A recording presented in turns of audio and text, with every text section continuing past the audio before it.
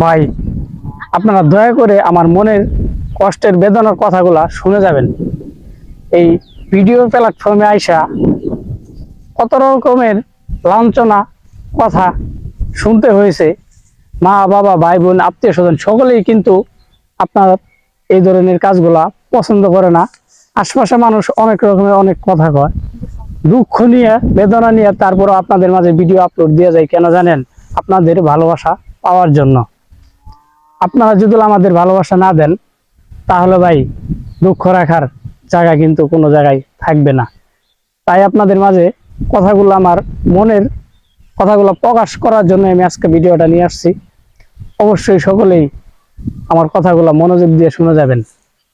আমরা যারা content creator আছি সকলেই কিন্তু ভাই এ ধরনের ফেস করেছি, সামনে সকলেই হয়েছেন, সমস্যায় কিন্তু পড়েছেন ভাই।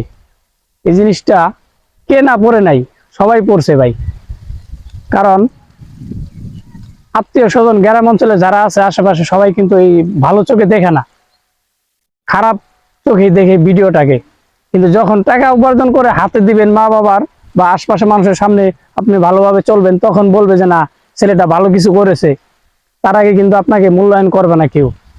এই জিনিসটা অবশ্যই আপনারা মনে রাখবেন।